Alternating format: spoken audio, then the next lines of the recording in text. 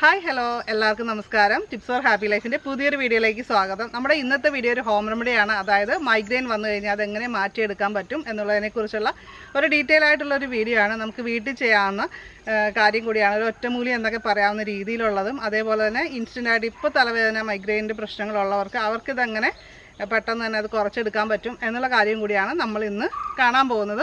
ഒരു മൈഗ്രെയിൻ എന്ന് പറയുന്നത് തലയുടെ ഒരു ഭാഗത്തു നിന്ന് ആരംഭിച്ച് പിന്നെ നമുക്ക് തലയിൽ ഫുള്ളൊരു വിങ്ങലായിട്ടൊക്കെ അനുഭവപ്പെടും. കൂടുതലും പുരുഷന്മാരെക്കാളും കൂടുതൽ സ്ത്രീകൾക്കാണ് മൈഗ്രെയിൻ്റെ പ്രശ്നങ്ങൾ പറയാറുള്ളത്.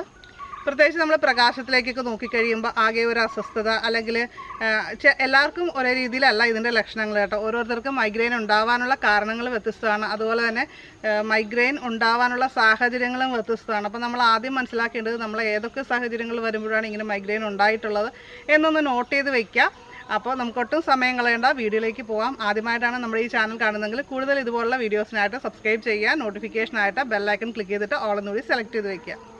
നമ്മുടെ ഈ ഒരു തലവേദന അല്ലെങ്കിൽ മൈഗ്രെയിൻ്റെ പ്രശ്നങ്ങൾ മാറ്റാനായിട്ട് നമുക്ക് ഉപയോഗിക്കുന്ന ഈ ഹോം റെമഡിക്ക് വേണ്ട കാര്യമെന്ന് പറയുന്നത് നമ്മുടെ തുമ്പച്ചെടിയാണ്.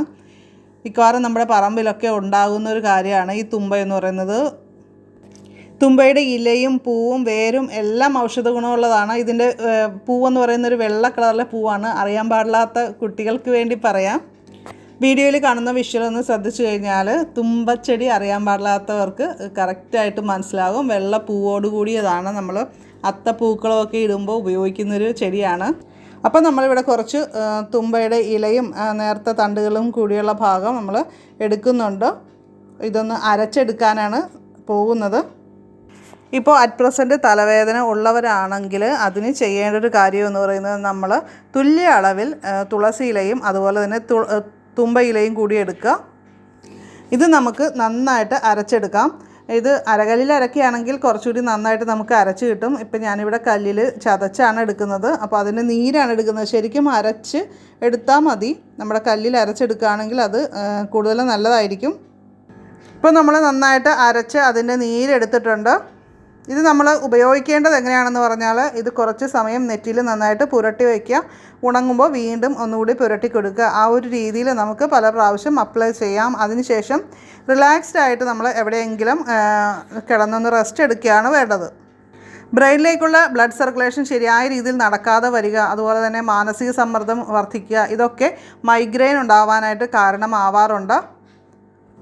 അപ്പോൾ സ്ട്രെയിൻ കുറയ്ക്കാനുള്ള മെഡിറ്റേഷൻ പോലുള്ള കാര്യങ്ങളൊക്കെ നമ്മൾ പ്രാക്ടീസ് ചെയ്യുന്നത് വഴി അത്തരം പ്രശ്നങ്ങളെ നമുക്ക് നല്ല രീതിയിൽ കൺട്രോൾ ചെയ്യാനായിട്ട് പറ്റും.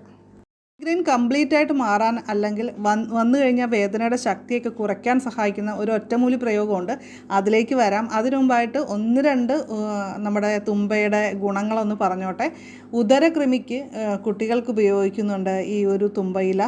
അതുപോലെ തന്നെ അതായത് തുമ്പയിലയും അതിൻ്റെ തുളസി വിത്തും കൂടി ചേർത്തിട്ടുള്ളൊരു കോമ്പിനേഷനിലാണ് കുട്ടികളിലുണ്ടാകുന്ന കൃമിശല്യം അകറ്റാനായിട്ട് ഉപയോഗിക്കുന്നത്.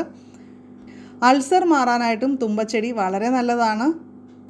പിന്നെ പഴയ കാലത്തൊക്കെ തുമ്പയിട്ട് തിളപ്പിച്ച ആ ഒരു വെള്ളം ഉപയോഗിച്ചിട്ടായിരുന്നു പ്രസവാനന്തരം 4-5 പ്രാവശ്യം സ്ത്രീകൾ കുളിച്ചിരുന്നത്. ഇത് രോഗാണുബാധ ഉണ്ടാവാതിരിക്കാനായിട്ട് വളരെ നല്ലതായിരുന്നു എന്നാണ് പറയപ്പെടുക. അതുപോലെ തന്നെ കഫക്കെട്ട് മാറാനായിട്ടും തുമ്പച്ചെടിയുടെ നീര് കുടിക്കുന്നത് നല്ലതാണ്. അപ്പോൾ ഇനി നമുക്ക് മൈഗ്രെയിൻ തലവേദന പതിവായിട്ട് വരുന്നവർക്ക് അത് മാറാനുള്ള ഒരു ഒറ്റമൂലി എന്താണെന്ന് നോക്കാം. അപ്പോൾ അതിലേക്ക് പോകുന്നതിന് മുമ്പ് എല്ലാവരും ഒന്ന് ലൈക്ക് ചെയ്യണം കേട്ടോ. അതുപോലെ സബ്സ്ക്രൈബ് ചെയ്യാത്തവരൊക്കെ സബ്സ്ക്രൈബ് ചെയ്യണം കേട്ടോ. അപ്പോൾ ഇനി പറയുന്ന കാര്യം കൃത്യമായിട്ട് കേട്ടിട്ട് വേണം അത് ചെയ്യാനായിട്ട്. ഒരു തുമ്പ ഇടിച്ചു പിഴിഞ്ഞ് അതിൻ്റെ നീരെടുക്കണം. അത് നമുക്ക് ചതച്ചോ അല്ലെങ്കിൽ അരച്ചോ എങ്ങനെ വേണമെങ്കിലും എടുക്കാം. ഒരു തുമ്പ സമൂലം എടുക്കുക. അതിൻ്റെ ഫുള്ളായിട്ട് തന്നെ ഒരു വലിയൊരു തുമ്പ എടുത്തിട്ട് അത് ഇടിച്ചു പിഴിഞ്ഞ് നന്നായിട്ട് പിഴിഞ്ഞ് അതിൻ്റെ നീര് എടുക്കുക. അതിൻ്റെ അകത്ത് വെള്ളമൊന്നും ആഡ് ചെയ്യാതെ തന്നെ ഫ്രഷ് ആയിട്ടുള്ള നീര് തന്നെ വേണം നമ്മളത് എടുക്കാനായിട്ട്. അപ്പോൾ നമ്മൾ ഒരു തുമ്പ ഇടിച്ച് പിഴിഞ്ഞ ആ നീരില്ലേ, ആ നീര് നമ്മൾ വെളുപ്പിനെ 6 മണിക്ക് മുൻപായിട്ട് നമ്മുടെ നെറുകയിൽ ഒഴിക്കുക. ഈ ഒരു കാര്യം 3 ദിവസം അടുപ്പിച്ച് ചെയ്യുക. അത് കഴുകിക്കളയത് സാധാരണ പോലെ ഉണങ്ങിപ്പോവുകയാണ് ചെയ്യേണ്ടത്. അതുപോലെ ശ്രദ്ധിക്കേണ്ട ഒരു കാര്യം, മീഡിയം വലിപ്പത്തിലുള്ള ഒരു തുമ്പ ചെടി ഫുള്ളായിട്ട് തന്നെ നമ്മൾ എടുക്കണം. നമ്മൾ വെള്ളം ചേർക്കാതെ വേണം അരച്ചെടുക്കാനായിട്ട്. അതിനുശേഷം നന്നായിട്ട് പിഴിഞ്ഞ് അതിൻ്റെ നീരെടുത്തിട്ടാണ് നമ്മൾ ഈ നെറുകയിൽ തലയുടെ ഉച്ചിയിൽ നമ്മൾ ഒഴിച്ചു കൊടുക്കേണ്ടത്. അപ്പോൾ ഇങ്ങനെ നമ്മൾ 3 ദിവസം അടുപ്പിച്ച് ചെയ്ത് കഴിഞ്ഞാൽ മിക്കവരുടെയും മൈഗ്രെയിൻ തലവേദന മാറിക്കിട്ടും. ഇതൊരു ഒറ്റമൂലി എന്ന രീതിയിൽ പല സ്ഥലങ്ങളിൽ ഉപയോഗിച്ച് വരുന്നൊരു കാര്യമാണ്. വളരെ സിമ്പിളായിട്ടുള്ള ഒരു റെമഡി കൂടിയാണ്. ഒരുപാട് പേർക്ക് നല്ല റിസൾട്ട് കിട്ടിയിട്ടുള്ളതാണ്. പിന്നീട് തലവേദന വന്നാൽ പോലും അത് സഹിക്കാൻ പറ്റുന്ന അത്രയും വേദനയെ വരാറുള്ളൂ.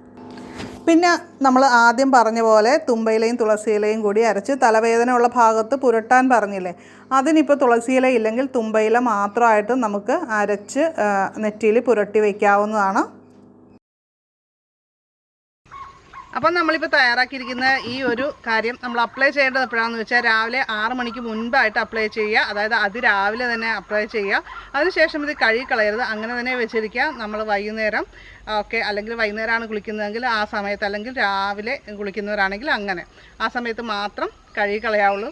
നന്നായിട്ട് നമ്മുടെ തലയിലേക്ക് ഇറങ്ങാനായിട്ട് ഇത് അനുവദിക്കുക. പിന്നെ തലവേദനയുടെ ഒപ്പം തന്നെ നമുക്ക് വൊമിറ്റിംഗ് ടെൻഡൻസി കൂടുതലായിട്ടുണ്ട്, അല്ലെങ്കിൽ ബോധക്ഷയം വരുന്നുണ്ട്, ഇങ്ങനെയുള്ള കാര്യങ്ങളുണ്ടെങ്കിൽ ഉറപ്പായിട്ടും മറ്റ് ആരോഗ്യ പ്രശ്നങ്ങളുടെ ഭാഗമായിട്ട് അങ്ങനെ വരാം.